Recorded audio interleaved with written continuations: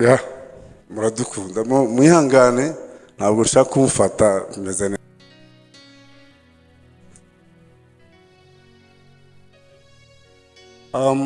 Ikindijije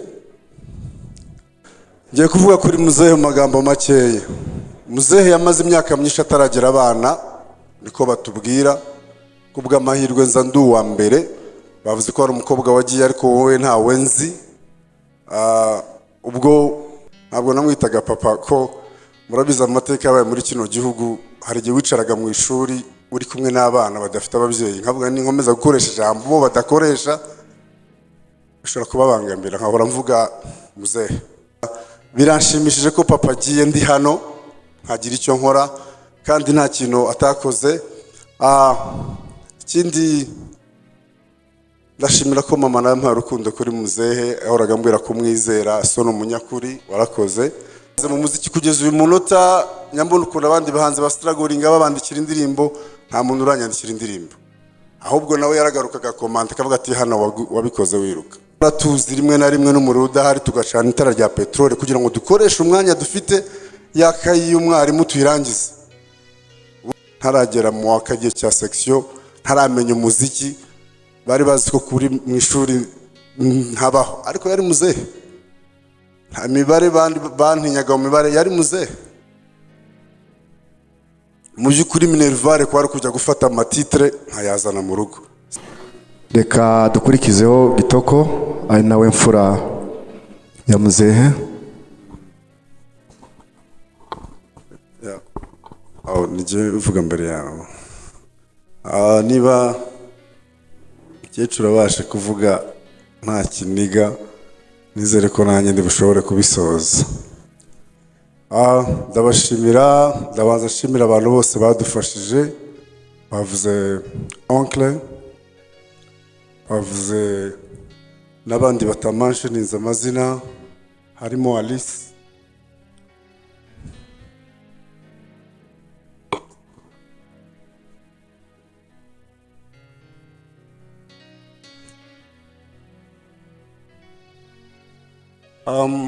ikindijije umuryango ubumenyi uri mu kibazo. Umuryango umenya ngiye gupfuka. Umuryango ubumenyi ugeze mu bintu bigoye. Je ntabwo nagize amahirwe yo kwegerana nawo cyane, abo ndavuga abo dufitanye amasano, cyane cyane ko aho twagiye dukura mwumvisha akazi ka muzehe wagendaga akora kenshi yabaga ari ahantu hameze nk'ahitaje. Waraza kwihangana n'inkoresha utunota twinshi, ndaba mbizi ntabwo ari ukwibagirwa, ariko ntabwo nkabyo. Bityo akenshi tugenda tuba twenyine, ariko hari umugabo uri hano utuzi neza, uriya mugabo wambaye ikanzu, umusore. Rero nibo abandi bose bari kure mbabonye. Mvamo mu ishuri njya muri kano kazi kanjye munzimo, bisa n'ibigira abantu busy ntibiduhure nabo. Mvamo njya kuba ahandi hatari mu Rwanda, ubu ngubu nkigaruka nibwo mbonye abantu neza. Ndashimira kuzine mama Espe,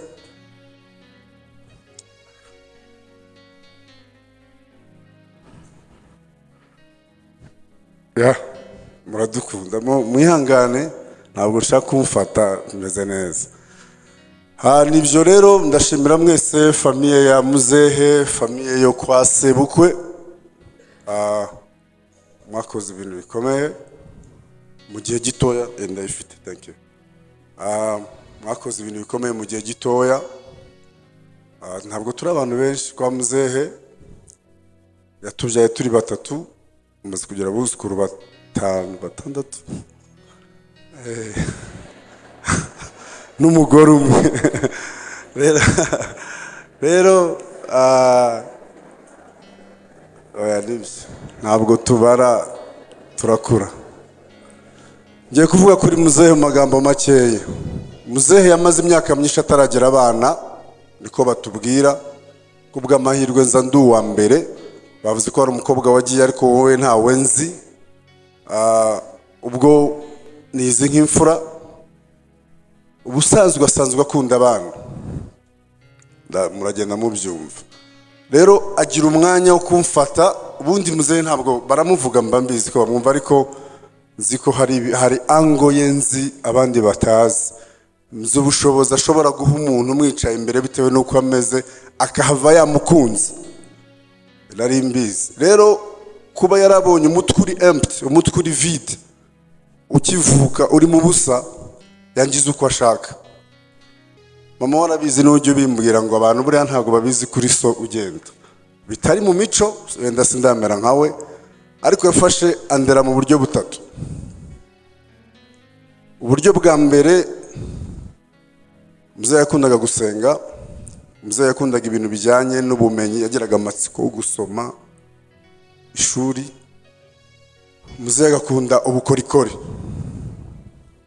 Ibyo bintu no kuko nari umwana we mukuru byose abishyiramo, ntabwo nari nzi ibyo ari gukora, byose abishyiramo kandi byose bigenda bimbera akamaro mu buzima. Ntabwo abantu babizi, wenda ko reka ne kuvuga byinshi kwivuga. Inzira ya mbere yo gusenga, ndibuka twabaga turi gukina n'abana, ntabwo yakundaga kubabaza umwana wundi undi iruhande cyangwa ngo amwereke ko hari undi mubano dufitanye, agacunga agasa n'udusize cyangwa akantwara nk'ugiye kunyereka akazi nkora, akantwara ahantu mu gashyamba akambwiriza. Ndibuka ko yampaye inyigisho guhera ku myaka mfite kugera igihe numvishe mbihaze mbivamo kumukurikira, ko numvaga Bibiliya narayimenye bihagije kabisa. Akambwira ikintu nkumva twakivuzeho, akambwira ikintu, ariko muri ibyo byose ikintu yagombaga kunyigisha mu ijambo ry'Imana, yarambwiraga ati rero ijuru ushobora kuzahura n'abantu bataryemera bakakubwira andi magambo, ariko kondisiyo zo kwinjira mu ijuru ubwazo uzikoze, udakorera ijuru, hano ku isi wabana n'umuntu wese neza. Ni ntukice, ntukibe. Nunareba amategeko y'ijuru n'amategeko y'igihugu ubusanzwe, usanga byose ari kukwangira, kubangamira undi muntu uwo ari we wese. Andekeraho. Icya kabiri ryari ishuri. Umusore warabizi, nababwira uriya mugabo witwa Musore aratuzi, azi ko twateranaga amagambo n'ibindi. Ntabwo ubundi najyaga mu ishuri kwandika, tugira impano yo kwandika iwacu.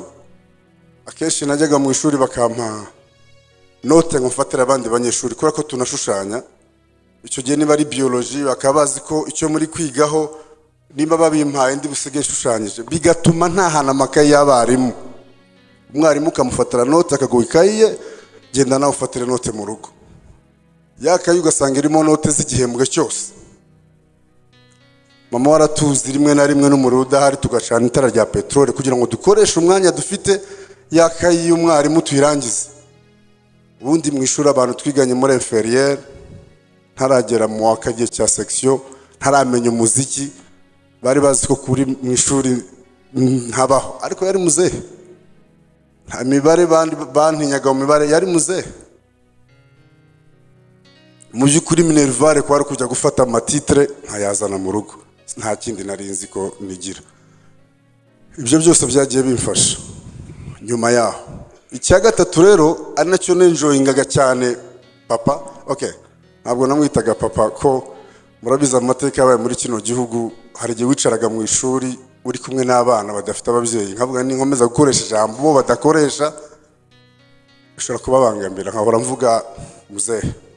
Bamwita sogokuru, bamwitundera, ariko mfa kuba mbana nabo neza. Nabaje mu rugo bakomereza utumwita muzehe, ni gake tumwita papa, ariko bikambimwita. Rero muzehe yari ukunda gushushanya, agakunda kwandika imivugo, we yabyitaga ibirondo. Tukajya muri competition, je nawe bya bintu rero ntarondogoye nubwo nabisabye, bya bintu byarakomeje. Yarafite ibintu by'umubumbe mu rugo, mubumbe uri hwisi. Tugahera ku gihugu cya mbere akampa histoire agatikinga, akambwira aho giherereye. Ari nk'igihe mpora n'abantu nkababwira ni Brazil, akamaza Brazil nk'uvandavana uyu muntu kubera ko nkibagirwa ko je babimpaye ndi muto. Tukajya ku kindi gihugu akambwira agatikinga, rimwe ngasanga bimwe ntabiza, akajya gusoma akazagaruka. So rero tujya mu gushushanya, tugashushanya isi, tukandika ya mivugo, byose byaramfashije. Nagiye hanze njya kwiga ibindi, si ngombwa ko mbivuga, sanga biri histoire nyinshi numvaga binyure ko mbizi wenda ururimi nuko rwari rwahindutse.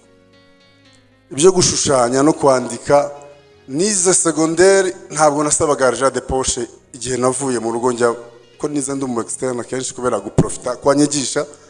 Igihe nagiye muri secondaire ntabwo nasabaga argent de poche, nakuze nandika ibyapa, niwe muntu wabimpaye bingira akamaro. Na ya ntuza y'imivugo nisanze mu muziki kugeza uyu munota nyambona ukunda abandi bahanzi ba struggling babandikira indirimbo, nta muntu uranyandikira indirimbo, ahubwo nawe yaragarukaga komanda akavuga ati hano wabikoze wiruka.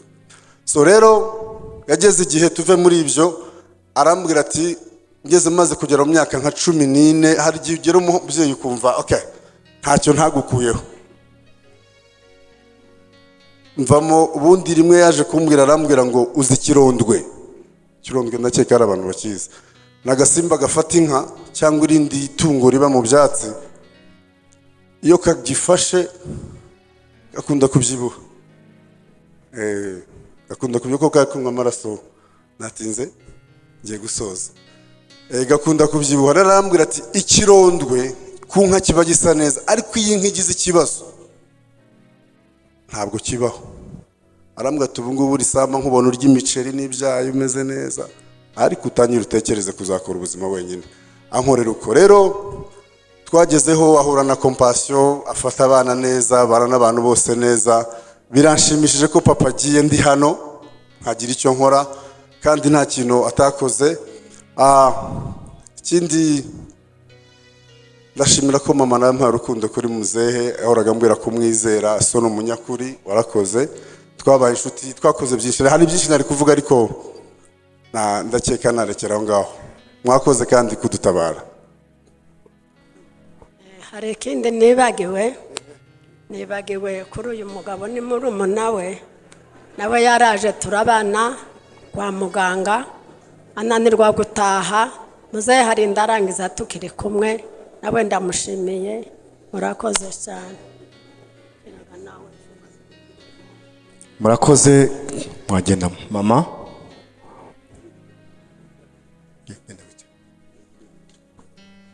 Reka twumve muzehe nawe akomeze.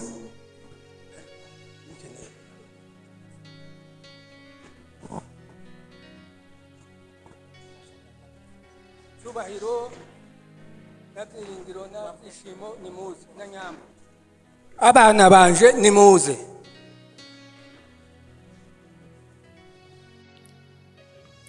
Urumva ko twasangiye byinshi cyane. Turangije tuvuye Bukavu tuja gukora kuri Gatobwe hamwe. Muranihanganira ninje hano utuntu tamurumva ko ndashaka kubereka ukuntu muzi ukuntu twabanye. Tuja kuri Gatobwe, hari abo nabonye abo twari kumwe ku ishuri rimwe dukorana nanone nawe. Dukora ku ishuri rimwe, turangije dukora ku ishuri rimwe. Nza kumusiga tuje Burundi duhurira ahantu hamwe, twari dutandukanyijwe n'uruzi rumwe. Iyo twabaga tuvuye muri vacances twahuriraga buri, urumva turabana. Tugeze mu Rwanda twarakoranye muri ministeri. Bibarwa twahuriye ahantu turaziranye bihagije. Rero iyo yari etape ya mbere kubabwira ukuntu muzi. Hari abantu bashobora kwibaza bati uriya muntu amuzi gute? Twarabanye bihagije, ndamuzi. Nejo bundi mu mwaka ushize nari narwaye cyane, mbwira umuryango nabwira nije umunsi nzitaba Imana, umuntu muzabwira uzahamye unzi. Bibarwa barabizi.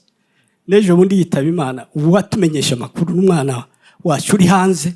Twagiye kwishura nsanga message aravuga ngo papa Gitoko yitabye Imana, kandi ari ijuri hano umwegereye. Bivuga ko bari bazi ukuntu ari inshuti yanje magara y'umwihariko, na Nyirakiza arabizi. Icyo navuga kuri Bibarwa, ibyo nari nshatse kubabwira, icyo ni cyambere cy'ukuntu twabanye tuziranye, twarasenganye mu bantu b'Imana mwe. Bibarwa nta ibyo muvugaho nta wamuvuga ngo amurangize. Bibarwa yari mu mfura ziba iyo mwumva mu mfura, yari inyangamugayo. Bibarwa yari umuntu uvugisha ukuri, yari umunyakuri, yari umugwaneza, yari umunyamahoro wakorwa mu jisho. Ni ukuvuga ngo umugwaneza ni umuntu ashobora gutera umugere akavuga ngo sorry gusa. Bibarwa nta kintu yovuze kindi, yari imfura. Bibarwa yari umunyabwenge. Ndibuka icyo gihe turi Cyangugu, hari cyagiye ku ngoma ya Habyarimana, tujya mu gitaramo, ariko hazamo abantu tutazi, ubwo ntawamenya mu bitaramo nyine habahaje n'abandi. Umuntu atubaza ikibazo aravuga ngo si wanyu Murenge. Icyo gihe nkibuka ngo haba Abahutu n'Abatutsi. Sinzi icyo yashakaga kugeraho, numva je sinzi ingene nasubiza, ariko Bibarwa bayacyumvise nkeje arasubiza. Nkibuka aramubwira ngo twebwe kubera yuko twagiye iriya kera ntidushobora kumenya Umuhutu n'Umututsi. Murumva icyo gisubizo kirimo ubwenge bwinshi. Wenda nje nari gusubiza mu bundi buryo, bakaba abashakaga sinzi icyo bashakaga kugira, ariko urumva ko icyo hamwe twe ntidushobora kumenya Umuhutu n'Umututsi kubera ko twagiyeyo kera cyane. Inza nkibuka Bibarwa yari umunyabwenge, yari sage, yari umuhanga. Bibarwa ni ukuvuga ngo mu ishuri, dore mu ishuri hazabaho mugira umuntu akamenya ibintu bimwe ibindi bikamunara. Yari azi ibintu byose, donc yaraje byose, yari intelligent, ibintu byose yarabizi. Bibarwa yashushanyaga ibintu ukagira ngo ni ukurema, yandikaga ibintu, niwe wandikiraga abantu ibintu, murabizi, benshi barabizi. Ibitabo wasangaga bazanye kwa Bibarwa ngo twandikire, umwandiko wa Bibarwa byari ibintu special. Mw'abantu b'Imana tubuze umuntu. Narababaye kubura inshuti nka Bibarwa. Ejo bundi nagiye kumusura ari Faisal, ndamusura ari CH ku bwa nyuma. Reka ndekeraho. Murakoze cyane. Murakoze cyane. Nge bambajije ngo nimvuga ikintu kimwe. Hari ijambo mu Gifaransa bita constant cyangwa constance, kudahinduka. Uko twamumenye icyo gihe muri za 70, n'uyu munsi niko Pasteur Bibarwa arangije ameze. Sibyo? Ni umuntu utarahi ubukristo, ari ubukristo bwiwe nuko uko yari ameze icyo gihe, n'uyu munsi niko yari akimeze. Ubwo ni ubuhamya bwiza. Rero Imana ikomeza umuryango we, Nyakiza n'abana n'abandi bo mu muryango wo hafi. Rero tumwifurije iruhuko ridashira. Murakoze kuri uyu mwanya mwaduhaye, turabashimiye cyane.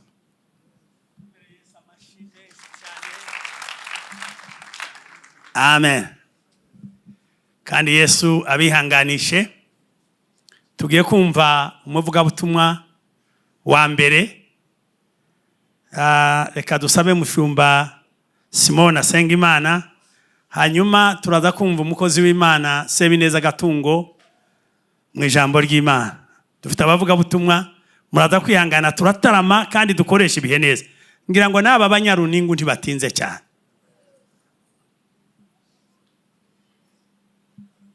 Mwami Yesu, aya magambo avugwa adukomeze, twifuze kuba nk'aba batangirwa ubuhamya bwiza bwo kudahinduka.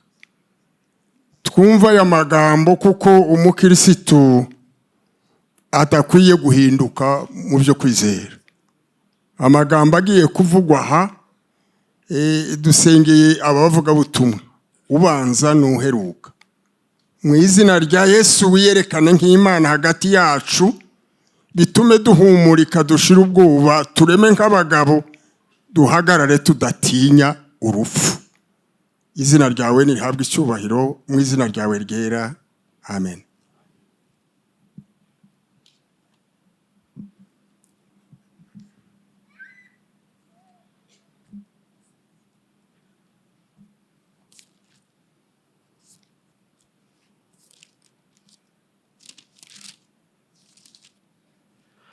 Dusome ijambo ry'Imana. Dusome ubutumwa bwiza bwanditswe na Yohana igice cya 17. Turasoma umurongo wa 3. Bibiliya iravuga ngo ubu ni bwo bugingo buhoraho, ko bakumenya ko ari wowe Mana y'ukuri yonyine, bakamenya n'uwo watumye ari we Yesu Kristo. Amen. Mbere ya byose dutanze Paul ku muryango wabuze umubyeyi ndetse n'itorero ryabuze umushumba. Imana ibahumurize. Tudatinze batubwiye kuvuga ijambo ry'Imana, twatekereje kuvuga hejuru y'ubugingo buhoraho. Ijambo dusomye ni isengesho rya Yesu yasenze rirerire kandi mu gihe cye cya nyuma cyo kuba hano ku isi, asengera abigishwa be ndetse asengera n'abazamwizera bose b'ibihe byose.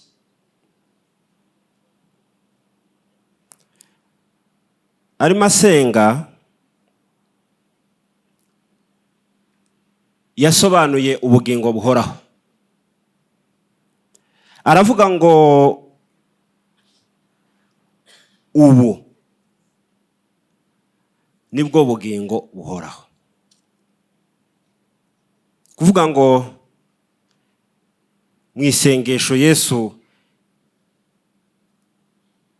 yerekanye, yaranze ubugingo buhoraho icyo ari cyo. Aravuga ngo ubugingo buhoraho nuko bakumenya, bakamenya n'uwo watumye ari we Yesu Kristo. Aravuga ati ubu nibwo bugingo buhoraho. Kenshi hari igihe dutekereza ubugingo buhoraho nk'igihe cyo kubaho nyuma yo gupfa. Ariko Yesu we yagaragaje ko ubugingo buhoraho butajanye n'igihe, ndetse ntiyabuhuza n'idini,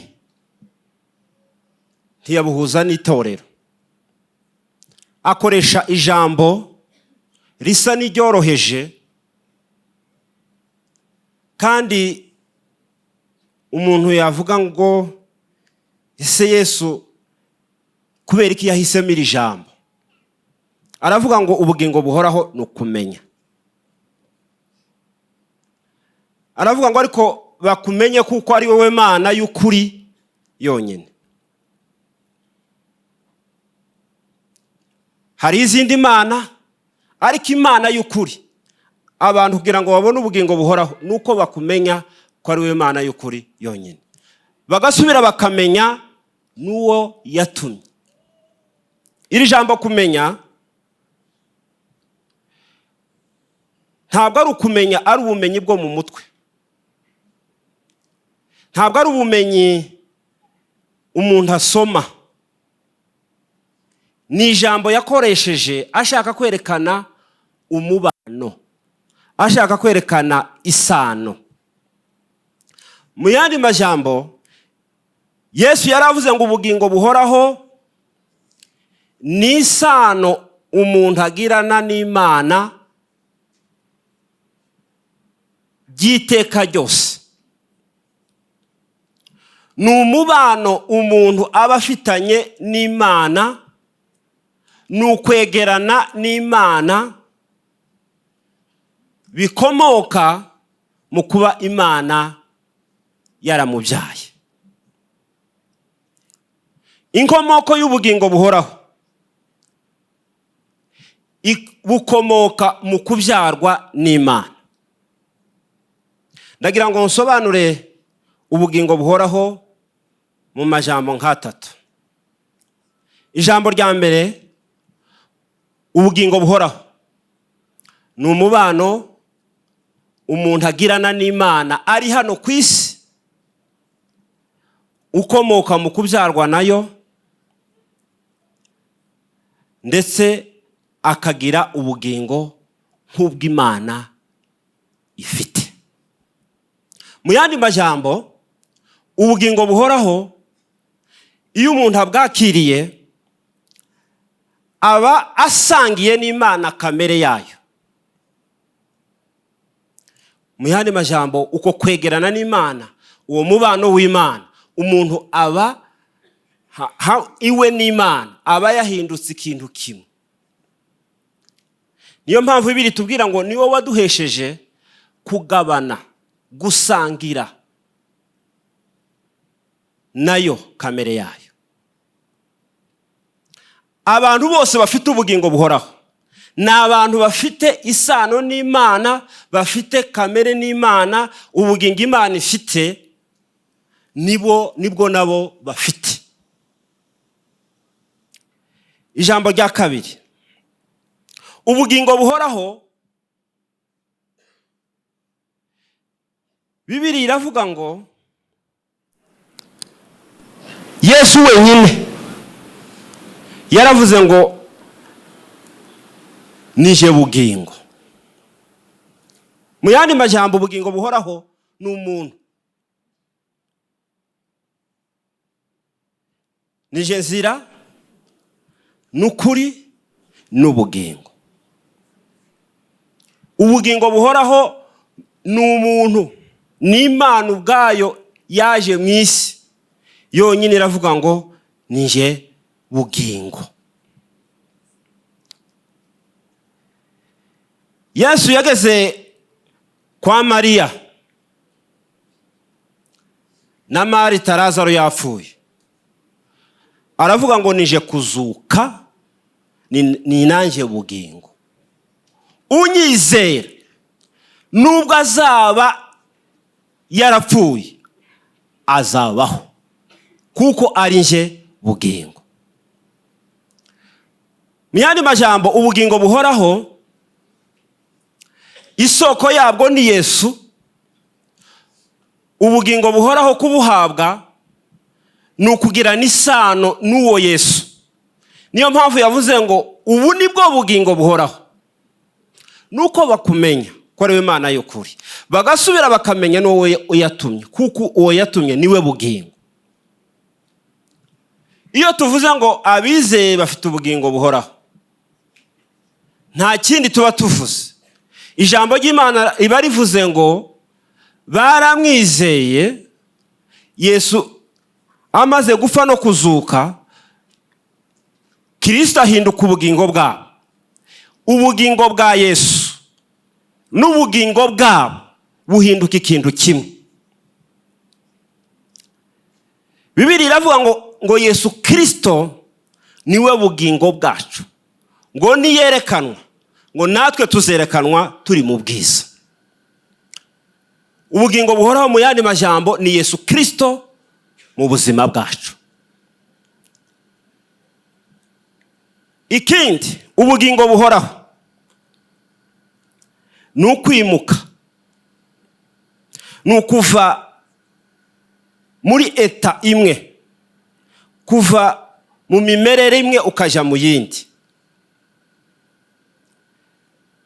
Bibiliya iravuga ngo unyizera,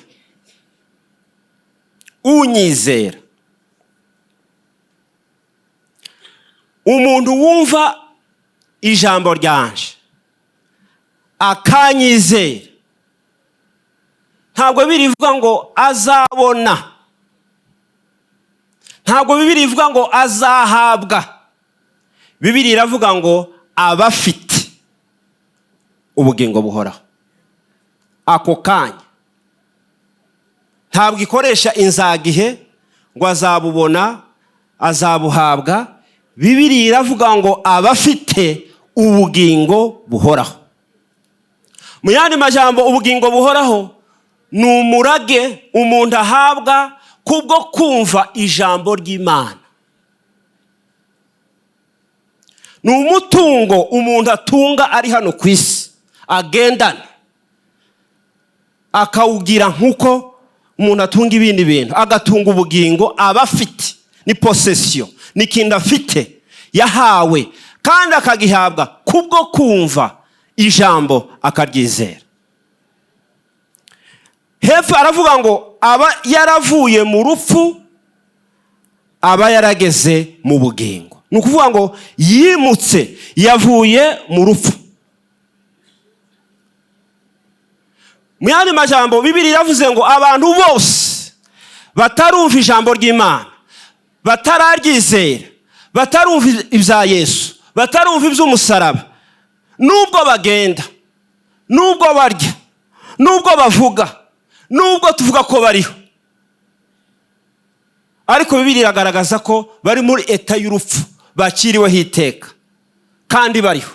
Ariko iyo umuntu yumvise iryo jambo aba avuye mu rupfu aba ageze mu bugingo. Ubugingo buhoraho rero ni ukwimuka, ni eta umuntu abamwo adakiriweho iteka. Urupfu, ubugingo buhoraho n'urupfu nta sano bigira. Ubugingo buhoraho ntibutinya urupfu, ntibuzi urupfu ko rubaho. Urupfu ntirwahagera, ntaco rwatwara, kuko ni mu bugingo bw'ubumana. Abavuye mu rupfu